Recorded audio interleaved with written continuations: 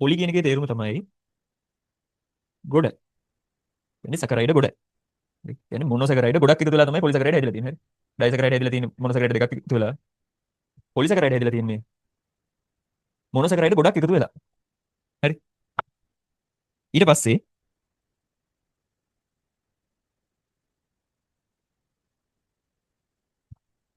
මේක එනවා ළමයි වචනයක් බහු අවයවීකරණ.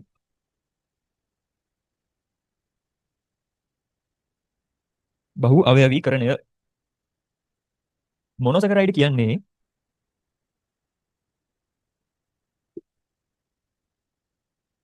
ඒක අවයවිකය.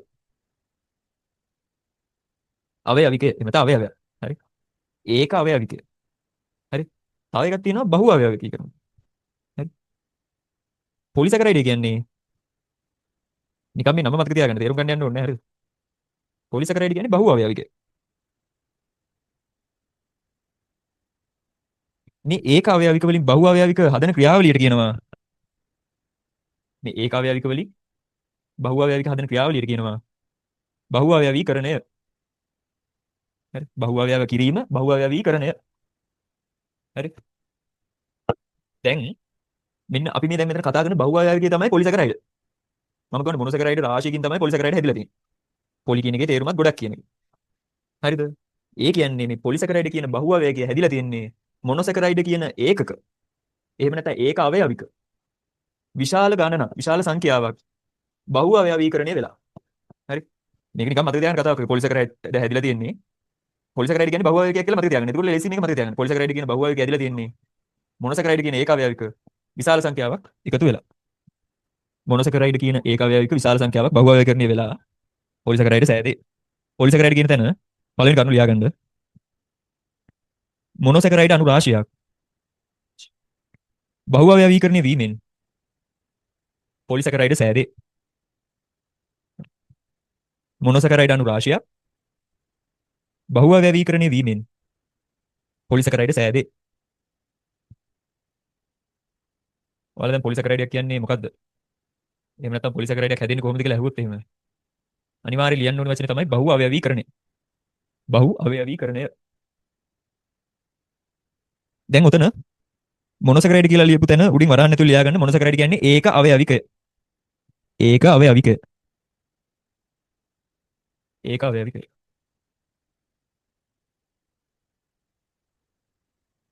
ඊට පස්සේ පොලිසැකරයිඩ් සෑදී කියලා ලියුවේ අන්තිමේට.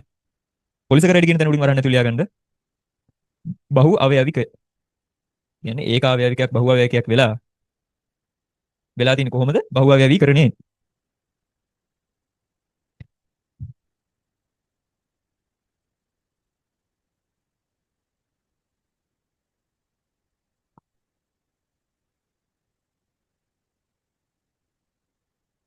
මොනෝ කියලා ලියන්න ළමයි මොනොසැකරයිඩ්.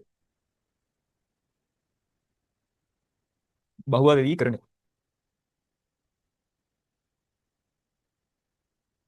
හැදෙනවා පොලිසැකරයිඩ්. පොලිසැකරයිඩ්. මොනොසැකරයිඩ් බහු අවයවීකරණයෙන් පොලිසැකරයිඩ් හැදෙනවා. ඒ වගේම මේ පොලිසැකරයිඩ් කියන ඒවා මොනොසැකරයිඩ් කරන්නත් පුළුවන්. එන්නේ ඒ ක්‍රියාවලියට අපි කියනවා ජල විච්ඡේදනය. කියන්නේ මේක ඊතල භාගයක් දාලා මෙන්න මේ පැත්තට මේක මෙහෙම කරන්න පුළුවන්. හරි. පොලිසැකරයිඩ් මොනොසැකරයිඩ් කරන එකට කියනවා ජල විච්ඡේදනය. හරි. දෙවෙනි කරුණ ලියා ගන්න එහෙනම් ළමයි. එමෙන්ම පොලිසැකරයිඩ් ජල විච්ඡේදනය කිරීමෙන් නැවත එමෙන්ම පොලිසැකරයිඩ් ජල විච්ඡේදනය කිරීමෙන් නැවත මොනොසැකරයිඩ් සෑදේ. නැවත මොනොසැකරයිඩ් සෑදේ. ඊළඟ කරුණ ලියා ගන්න. මේවා ඇල් ජලයේ අද්‍රව්‍යයි.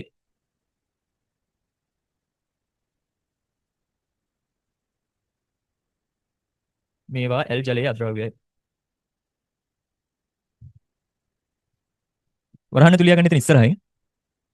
ඊළඟ ස්ථානේ නෙමෙයි එතන ඉස්සරහින් ලියන්න වරහන් ඇතුළේ. උණු ජලයේ ඇතැම් විට ද්‍රව්‍යයි.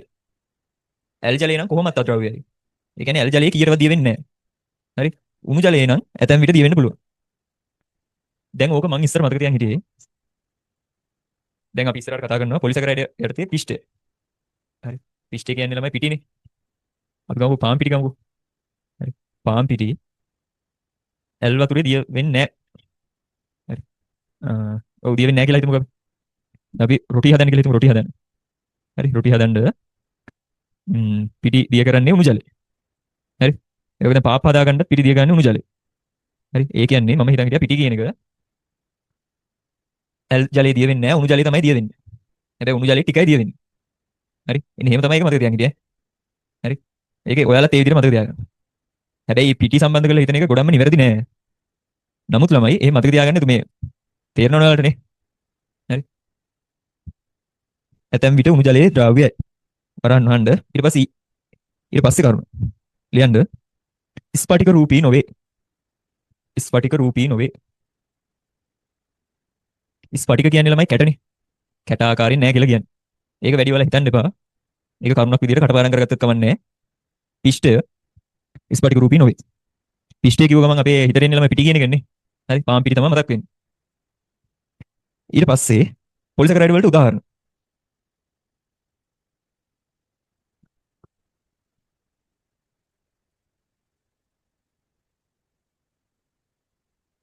ප්‍රධාන වර්ග තුනක් තියෙනවා. පිෂ්ඨය දෙවෙනි එක සෙලියුලෝස්. සෙලියුලෝස් තුන්වෙනි එක ග්ලයිකෝජන්. හරි. දැන් ලියා ගන්න උතන උදාහරණයක් තියෙයි පොලිසැකරයිඩ් වලට. පළවෙනි එක පිෂ්ඨය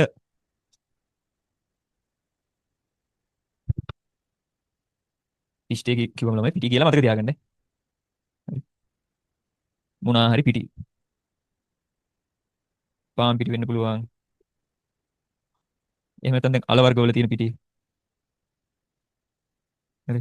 ඕනි පිටි වර්ගයක් මතක තියාගන්නකො. උඳු පිටි. හරි. අර තාපල් වල තියෙන පිටි. වට්ටක්ක වල තියෙන පිටි. ඊට පස්සේ දෙවෙනි උදාහරණේ සෙලියුලෝස්. සෙලියුලෝස් තුන්වෙනි එක ග්ලයිකෝජන්.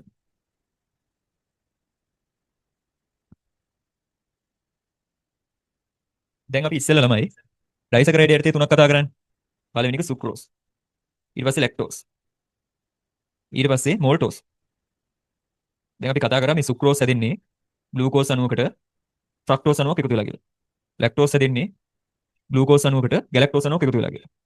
මෝල්ටෝස් හැදෙන්නේ ග්ලූකෝස් අණුව දෙකක් එකතු වෙලා කියලා. හරි. දැන් ඒ වගේම මෙන්න මේ පිෂ්ඨය සෙලියුලෝස් ග්ලයිකෝජන් කියන තුන් දෙනක් හැදෙන්නේ මොනවාගෙන්ද කියලා කතා කරන්න බෑ. මෙතන ලේසි ළමයි. මේ තුන් දෙනාම හැදිලා තියෙන්නේ ග්ලූකෝස් අණු ගොඩක් එකතු වෙලා. හරි. එකක් නෙවෙයි ග්ලූකෝස් ධන ග්ලූකෝස් ධන ග්ලූකෝස් ධන ග්ලූකෝස් ඔහොම ළමයි මිලියන ගණක් වෙන්නත් පුළුවන්. හරි. එකතු වෙලා තමයි මෙන්න මේවා හැදිලා තියෙන්නේ. මතක තියාගන්න ලේසි මේ පිෂ්ඨය ගත්තත් හැදිලා තියෙන්නේ ග්ලූකෝස් ගොඩක් එකතු වෙලා. සෙලියුලෝස් හැදිලා තියෙන්නේ ග්ලූකෝස් ගොඩක් එකතු වෙලා. ග්ලයිකෝජන් හැදිලා තියෙන්නේ ග්ලූකෝස් ගොඩක්ම එකතු වෙලා. හරි. දැන් මම නිකන් කියන්න ළමයි ඔයාලට ඒක නෑ. හරි. ඔයාලට කතා කරන්න තියෙන පොලිසැකරයිඩ් වල උදාහරණ මේ තුන විතරයි උනාට. තව වර්ගයක් තියෙනවා ඉනියුලින් කියලා. ඉනියුලින් මේ පොලිසැකරයිඩ් තියෙන්නේ ඩේලියා මල් තියෙන ළම. හරි. එන්නේ ඩේලියා මල් වල ඔයාලා දැකලා තියෙන පඳුරක් ගැලුවම ඒ වගේ අල තියෙනවා. ඩේලියා අල. හරි. එන්නේ ඩේලියා අල වල තියෙන පොලිසැකරයිඩ් වර්ගය තමයි ඉනියුලින්. හරිද? මේක හැදිලා තියෙන්නේ ෆ්‍රක්ටෝස් වලින්. හරි. ෆ්‍රක්ටෝස් වලින් තමයි ඉනියුලින් හැදිලා තියෙන්නේ. නමුත් ඔයාලා ලේසි මේ තියෙන තුනම හැදිලා තියෙන්නේ ග්ලූකෝස් වලින්. මේක නිකන් කිව්වේ. ආ ඩේලියා අලයක් දැක්කොත් එහෙම කියන්න ඕන. ඕකේ තියෙන්නේ ඉනියුලින් කියන පොලිසැකරයිඩ් එකේ. ඔතන ඉස්සරහින් කොටුවක් තියෙනවා ළමයි ඒක ලියාගන්න. ඔව් සංගල බනානක් දාලා. ඒකට ඉස්සරහින් තියෙන කොටුවේ පොඩි ලියාගන්න ළමයි ටුට්ටක් නික වාක්‍ය ලියන්න දෙන්නේ. මේ තුනේහිම තැනුම් මේකකය ග්ලූකෝස් වේ. එතකොට ඔයාලට ප්‍රශ්නයක් එන්න ඕනේ. මේ තුනම හැදිලා තියෙන ග්ලූකෝස් වලින් නම් කොහොමද මේ තුන තුනක් වුනේ? හරි. මේ සමාන ඒවාගෙන් නම් හැදිලා තියෙන්නේ. සමාන ග්ලූකෝස් වලින්මයි නම් හැදිලා තියෙන්නේ. කොහොමද මේ තුන තුනක් වුනේ? හරි. ඒ තුනක් වෙලා තියෙන ළමයි. එක්ක මේවා මේ ග්ලූකෝස් සෙට් වෙන විදියවල් වෙනස් වෙලා තියෙනවා. හරි. එහෙම නැත්නම් තියෙන ග්ලූකෝස් ගාන වෙනස් වෙලා තියෙනවා. හරි. තියෙන ග්ලූකෝස් අණු ගාන වෙනස් වෙන එකෙන් හරි මේ ග්ලූකෝස් සම්බන්ධ වෙලා තියෙන විදිය වෙනස් වීමෙන් හරි තමයි මේ තුනක් වෙලා තියෙන්නේ. හරි. ඊට පස්සේ එතනම ලියන්න. නමුත් එක එකෙහි පවතින ග්ලූකෝස් අණු සංඛ්‍යාව එක එකේ පවතින ග්ලූකෝස් අණු සංඛ්‍යාව හා අණු සම්බන්ධ වන ආකාරය. නමුත් එක එකේ පවතින ග්ලූකෝස් අණු සංඛ්‍යාව හා අණු සම්බන්ධ වන ආකාරය වෙනස් නිසා අණු සම්බන්ධ වන ආකාරය වෙනස් නිසා ඒවායේ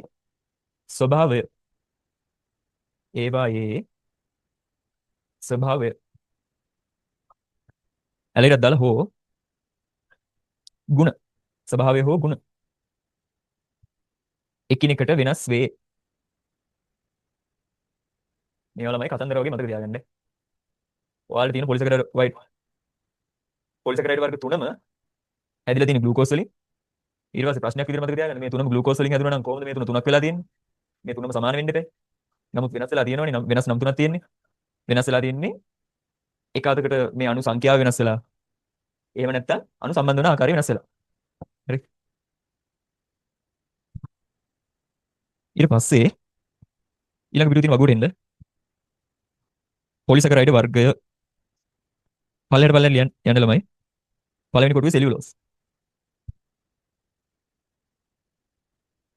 දෙවෙනි කොටුවේ පිෂ්ඨය. පොලිසැකරයිඩ් උඩ වර්ගය කියන තීරුවේ පළලට ලියන් එන්න. සෙලියුලෝස්, පිෂ්ඨය, ග්ලයිකෝජන්. පළවෙනි එකට එන්න ළමයි. පවතින ස්ථාන සෙලියුලෝස් පවතින ස්ථාන. මෙන්න මේ සෙලියුලෝස් මම ලේසි මතක තියාගන්න ක්‍රමයක් කියලා දෙන්නම්. සෙලියුලෝස් කියන නම කියවද්දී මේ නම දෙකට කැඩුවම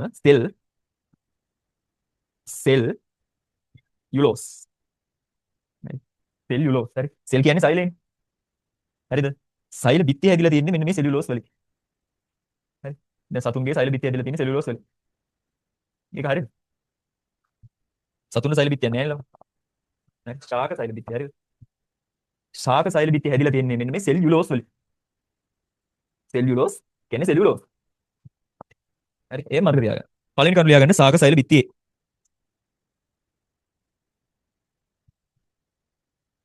ශාක සෛල බිත්තියේ. දෙවෙනි එක ශාකවල පිහිටි තන්තුවල. ශාකවල පිහිටි තන්තුවල. තන්තු එහෙම නැත්නම් කෙඳිවල. තන්තු කියන තැන ඇලෙට දාලා ලියන්න කෙඳි කියලා. ශාකවල වල දෙකලා තියෙන ළමයි කෙඳි දිනනවා. දැන් අපි මොකක් හරි ගහක පොත්තක් ගත්තොත් එහෙම කෙඳිනේ. දැන් පොල් ගහ ගත්තොත් එහෙම කෙඳි පේන්නම දිනවල. පොල් කෙඳි.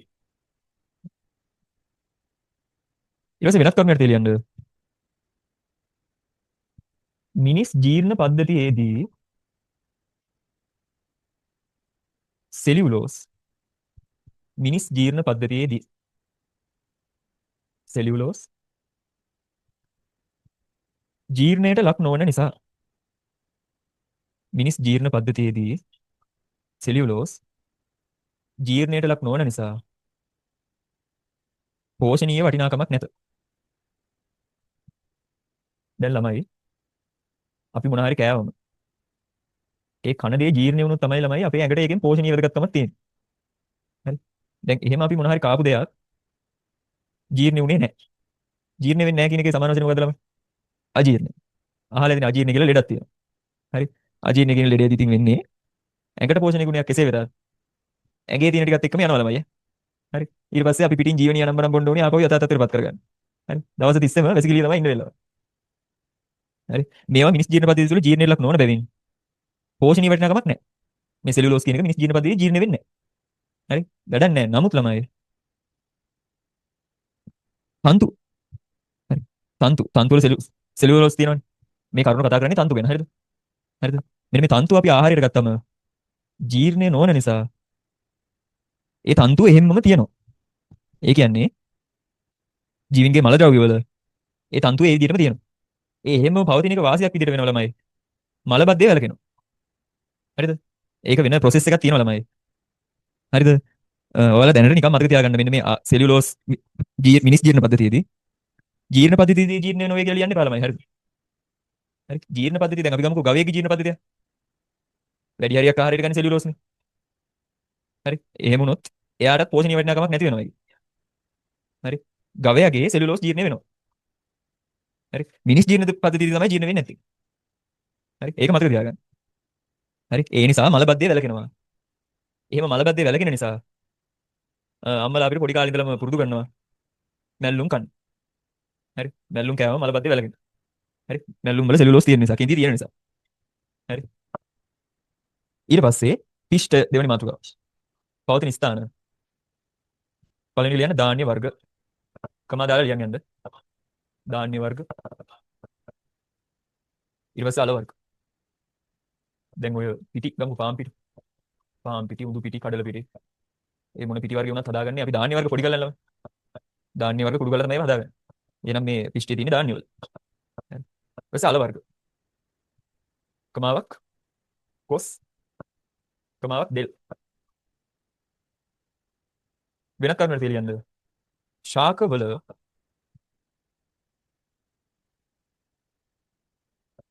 ගබඩා කරන. ශාකවල ගබඩා කරන. ශාකවල ගබඩා කරන කාබෝහයිඩ්‍රේට් වර්ගයේ පිෂ්ඨයයි. ශාකවල ගබඩා කරන කාබෝහයිඩ්‍රේට් වර්ගයේ පිෂ්ඨයයි. ඒක තේරෙනවද ළමයි? මේවා ගබඩා වෙලා තියෙන නිසා තමයි අපි ඒවා පිෂ්ඨමය ආහාර කියලා හඳුන්වන්නේ.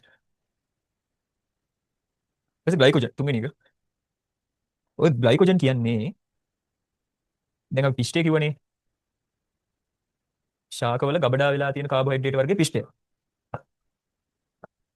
ඒ වගේම සතුන්ගේ ගබඩා වෙලා තියෙන කාබෝහයිඩ්‍රේට් වර්ගය තමයි ග්ලයිකෝජන්. සතුන්ගේ ගබඩා වෙලා තියෙන කාබෝහයිඩ්‍රේට් වර්ගය තමයි ග්ලයිකෝජන්. දැන් සතුන්ගේ ගබඩා වෙන තැන් තියෙනවනේ. හරි. ප්‍රධානම ගබඩාව තමයි අක්මාව. ඔයාලට ඉස්සරහට ඉගෙන කියලා දෙන්නම්. දැන්ට නිකන් මතක තියාගන්න. සත්ව අක්මාවේ ඊළඟට ගබඩා වෙන ප්‍රධාන ස්ථාන තමයි පේශි. එහෙම නැත්නම් මසල්ස්. හරි. පවතින ස්ථානයට ලියා ගන්න සත්ව අක්මාවේ හා පේශිවල. අක්මාව කියන්නේ මොකද්ද ළමයි? කුකුලන්ගේ. හරි. දැන් චිකන් ගෙනාම තියෙන්නේ අර රසහරියක් ළමයි. ඒකට කියනවා පීකුදු කියලා කියනවනේ. හරි. පීකුදු. පීකුදු කියන්නේ අක්මාව. කුකුලගේ අක්මාව. හරි. දැන් පීකුදු කෑම ගුණයි කියලා කියන්නේ අර කුකුලා කාපු ආහාරවල ඌවර අමාරුවෙන් ඔය අහුල්ලා කාපු ආහාරවල පෝෂක ටික ගබඩා වෙලා තියෙන වැඩි හරියක් පීකුදු වල. එහෙම නැත්නම් අක්මාව. ඒ නිසා තමයි ඒක කෑම ගුණයි කියලා කියන්නේ. හරි. ඊට පස්සේ වෙනත් කරුණකට දෙලියන්න සතුන්ගේ සිරුළු තුල කාබෝහයිඩ්‍රේට් සතුන්ගේ සිරුළු තුල කාබෝහයිඩ්‍රේට් සංචිත කරනු ලබන්නේ ග්ලයිකෝජන් ලෙසයි. සතුන්ගේ සිරුළු තුල කාබෝහයිඩ්‍රේට් සංචිත කරනු ලබන්නේ ග්ලයිකෝජන් තුල. ඊට පස්සේ එන්න මාතුකා කාබෝහයිඩ්‍රේට් වල වැදගත්කම්. නැත්නම් කාර්ය. පොඩි කාලේ වලට කියලා දීලා තියෙනවා ළමයි. කියලා දෙන කාබෝහයිඩ්‍රේට් ප්‍රෝටීන. මම දැන් ශිෂ්‍යත්‍ර කියලා දෙනවනේ. කාබෝහයිඩ්‍රේට් විසින් කරන මොකද කාර්යය? දැන් කාබෝහයිඩ්‍රේට් කරන්නේ ශරීරයට ශක්තිය ලබා දීම. ප්‍රෝටීන කරන්නේ ශරීර වර්ධනය. හරි. ඒකම තමයි මෙතන තියෙන්නේ. පහවසරේව තියෙන්නේ මේකේ. පළවෙනි කරුණ ලියා ගන්න. ශක්ති ප්‍රභවයක් ලෙස.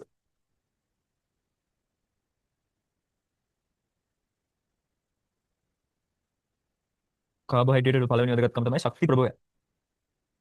ඒ කියන්නේ ශක්ති ප්‍රභවයක් කියන්නේ මොකද්ද? ශක්තිය එන තැන. එහෙම නැත්නම් ශක්තිය තියෙන තැන.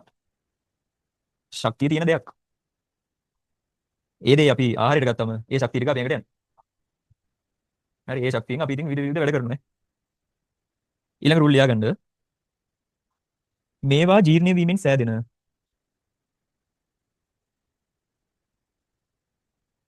මොනොසැකරයිඩ්. මේවා ජීර්ණය වීමෙන් සෑදෙන මොනොසැකරයිඩ්. වරහන් ඇතුළේ ලියා ගන්න ග්ලූකෝස්. දැන් මේවා ජීර්ණය වෙලා හැදෙන ග්ලූකෝස්. එහෙම නැත්නම් මොනොසැකරයිඩ්. සෛල තුල ඔක්සිකරණය වීමෙන් සෛල තුල ඔක්සිකරණය වීමෙන් ශක්තිය නිදහස් වන අතර සෛල තුල ඔක්සිකරණය වීමෙන් ඔක්සිකරණය වීමෙන් ශක්තිය නිදහස් වන අතර එම ශක්තිය ජීවීන්ගේ ක්‍රියාකාරකම් සඳහා භාවිතා කරයි. එම ශක්තිය ජීවීන්ගේ ක්‍රියාකාරකම් සඳහා භාවිතා කරයි.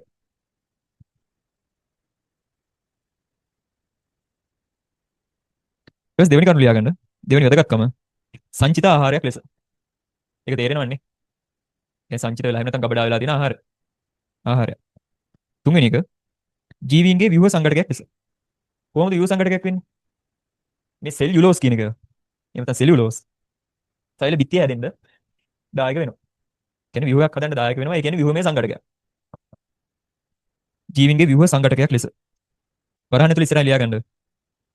ශාකවල එහෙම නැත්නම් ශාක සෛල බිත්තියේ සෙල්යුලෝස් ශාක සෛල බිත්තියේ සෙල්යුලෝස්. මම කියන වේග වැඩි නම් කියන්න ළමයි. ඔයාලා ලියා ගන්න වෙලාව මදිද?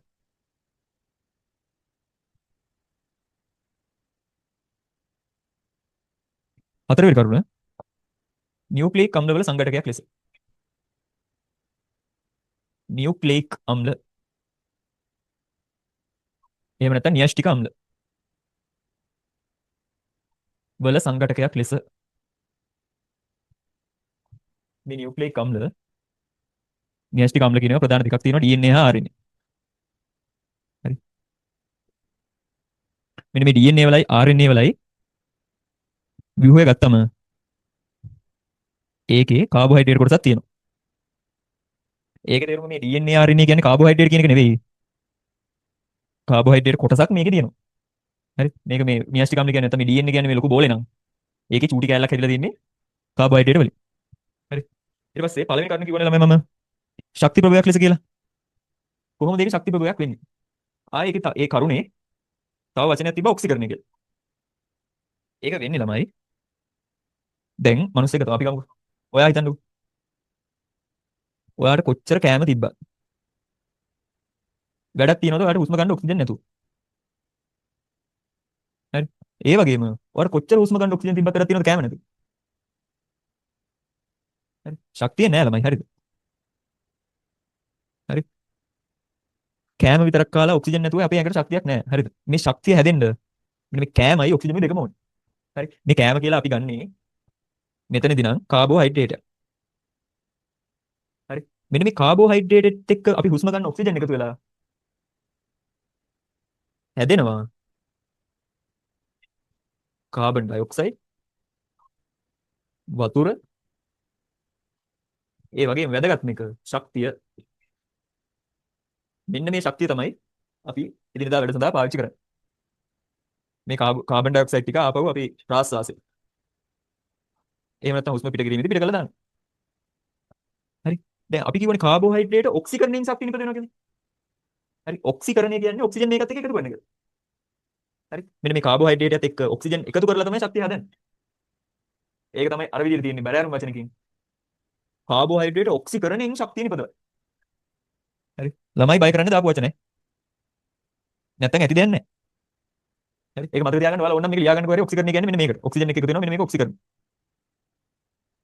ඔක්සිකරණ. පැන්සලෙන් කොහෙද ලියා ගන්න. කාබෝහයිඩ්‍රේට් කෙනෙක් ඔක්සිජන් එක එකතු කරලා එහෙම නැත්නම් බැරෑරුම් විදිහට කිව්වොත් එimhe ඔක්සිකරණය කරලා තමයි ශක්තිය හදලා දෙන්නේ.